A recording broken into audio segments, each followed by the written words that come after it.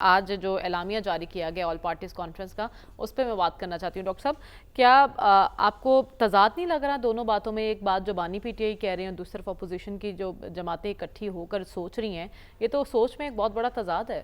دیکھیں، بات یہ ہے کہ اتنا ہی تضاد ہے جتنا پاکستان کی پوری پولیٹکس کے اندر تضاد ہے۔ بتائیے نا کہ تضاد پاکستان کی پولیٹکس میں نہیں ہے کہ ہم باتیں کرتے ہیں اصولوں کی، قاعدوں کی، جمہوریت کی، کانسٹیٹیوشن کی، رول آف لاء کی، آزادی عدلیہ کی، لیکن جو ملک میں ہو رہا ہے وہ کیا ہو رہا ہے؟ وہ جمہوریت سے مذاق ہے۔ اور بات کر رہے ہیں، اپوزیشن بات کر رہی ہے میثاق ہونا چاہیے۔ او بھائی، سب سے بڑا میثاق تو آپ کا کانسٹیٹیوشن ہے۔ کانسٹیٹیوشن میں فنڈامنٹل رائٹس بھی ہیں، کانسٹیٹیوشن میں جمہوریت بھی ہے، کانسٹیٹیوشن میں مختلف اداروں کے رول کو ڈیفائن کیا گیا ہے کہ اس نے یہ کام کرنا ہے، اس نے یہ کام کرنا ہے، اس نے یہ کام کرنا ہے۔ الیکشن کمیشن کا بھی رول ڈیفائن ہے۔ مجھے بتائیں کہ کتنے ادارے ہیں ہمارے پاکستان کے یا حکومتیں ہیں جو آئین کی رسپیکٹ کرتی ہیں اور ایمانداری سے ان فنڈامنٹل رائٹس کو امپلیمنٹ کرتی ہیں جو آئین میں دیے گئے۔ میثاق کیا ہے؟ آپ کر لو سائن۔ ہم اس سے پہلے بھی میثاق جمہوریت 2006 میں ہوا تھا، اس کے فوراً بعد دونوں بڑی پارٹیاں جنہوں نے سائن کیا تھا، پی پی پی اور پی ایم ایل، انہوں نے اس کی وائلیشنز کی ہیں۔ لیکن اپوزیشن کو اس وقت کیوں میثاق جمہوریت؟ دیکھیں، اپوزیشن آپ اتنے کیوں فکر مند ہوتی ہیں؟ اپوزیشن کا بندوبست تو حکومت کر رہی ہے، تو اس لیے آپ کو فکر مند نہیں ہونا چاہیے۔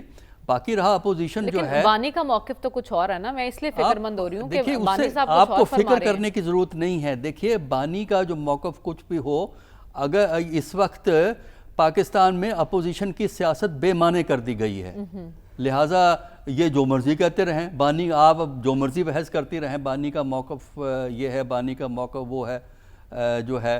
تو بات یہ ہے کہ اگر بانی کے موقف کو آپ نے اہمیت دینی ہے یا اس پہ کوئی معنی نکالنے ہیں تو بانی کو آزاد کریں نا، جمہوری فریم ورک میں اپوزیشن پارٹی کو کام کرنے دیں۔ اگر آپ اپوزیشن کی سپیس کو کم کر دیتے ہیں سیاسی نظام میں، تو اس ملک میں نہ سیاسی ہم آہنگی پیدا ہوتی ہے، نہ اس ملک میں جمہوریت چلتی ہے، اور نہ اس ملک میں سیاسی سٹیبلٹی آتی ہے۔ تو لہٰذا یہ بحثیں بے معنی ہیں کہ اپوزیشن نے کیا ریزولوشن پاس کیے ہیں، کیونکہ ان پہ کوئی امپلیمنٹ نہیں عمل۔ کس طرح، مجھے ہی بتائیے نا، اپوزیشن کس طرح اس کو امپلیمنٹ کروا سکتی ہے؟ تو بتائیے نا مجھے، اپوزیشن کے ساتھ حشر کیا ہوا ہوا ہے اس وقت؟ جو اپوزیشن کی سب سے بڑی پارٹی جس نے سب سے زیادہ ووٹ لیے اس وہ الیکشن میں، جس پہ لوگوں کو شکایت ہے، الیکشن پہ شکایت ہے فروری 24 کے، جس پارٹی نے ووٹ دیا ہے اس کے آپ کو پتہ لگتا ہے کہ لیڈران کو سزائیں ہو رہی ہیں۔ پاکستان کی تاریخ میں پہلی دفعہ ہوا ہے سینٹ کا چیئرمین، سینٹ کا leader of opposition, national assembly کا لیڈر آف اپوزیشن، پنجاب کا لیڈر آف اپوزیشن، آپ نے ان کو سزائیں دی ہیں، اب وہ ڈسکوالیفائی بھی ہو جائیں گے۔ باقی رہا، ٹھیک ہے، حکومتیں چلتی ہیں، ریاستیں بھی قائم رہتی ہیں، لیکن قوم نہیں اس طرح چل سکتی۔ اگر آپ نیشن سٹیٹ کی بات کر رہے ہیں تو آپ نیشن کو انڈرمائن کر کے سٹیٹ کو ایک ایسا ایپریٹس بنا رہے ہیں جو اپنے مخالفین کو کچلتا ہے۔ لیکن آپ ایسے موقع پر سوال اٹھا رہے ہیں کہ اپوزیشن پھر کیا کرے، ان کے پاس کیا چوائس ہے؟ ڈاکٹر صاحب، یہ سزائیں اور نااہلیوں کا عمل پارٹی کے سیاسی مستقبل پر ایک بڑا سوالیہ نشان ہے۔ پھر آپ بات کر رہے ہیں کہ بائیکاٹ کرنا ہے یا واپس جانا ہے ایوان میں، کیا طرز عمل ہونا چاہیے پی ٹی آئی کا؟ دیکھیں، پی ٹی آئی کا جو اس طرز عمل ہے وہ ہے کسی طرح اپنے آپ کو بچانا، کیونکہ ہمارا جو ریاستی نظام ہے وہ مکمل طور پر پی ٹی آئی کے خلاف ہے، اور کسی نہ کسی طریقے سے وہ اس کو فارغ کرنا چاہتے ہیں۔ لیکن پاکستان میں اگر آئین نے قائم رہنا ہے اور جمہوریت کی کسی شکل نے قائم رہنا ہے، تو اپوزیشن کو، دیکھیے، سیاست کا بنیادی اصول یہ ہے کہ آپ اپنے جو مخالفین ہیں ان کو گیم سے باہر نہیں نکالتے۔ ٹھیک ہے، اگر آپ گیم سے باہر نکال دیں گے تو پھر معاملہ چلے گا نہیں۔ آپ گھسیٹ لیں گے، لیکن ایک دن صبح ہی پتہ لگے گا آپ کو کیا ہو گیا پاکستان کے اندر۔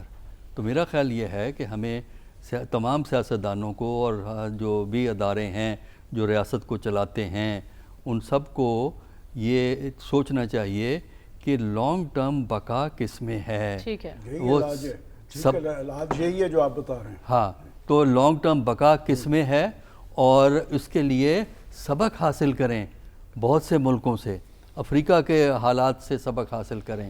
ایشیا میں بہت سے ممالک جنہوں نے پازیٹیو کنٹریبیوشن کر کے اپنے آپ کو اس مشکل سے نکالا ہے. ترکی ہے، جیسے ترکی نے اپنے آپ کو بڑی مشکل سے نکالا ہے. اسی طرح اور ممالک ہیں. ایسٹ ایشیا کے ممالک نے کچھ چیزیں بہتر کی ہیں. بہت سے مسائل جو ہم نہیں حل کر سکے انہوں نے حل کر لیے ہیں. تو وہ کس طرح حل کیے ہیں؟ چین کی مثال آپ کے سامنے موجود ہے. دیکھیے چین کا جو شنجیانگ پروونس ہے اس میں کنٹروورسیز رہی ہیں، اس میں جھگڑے رہے ہیں.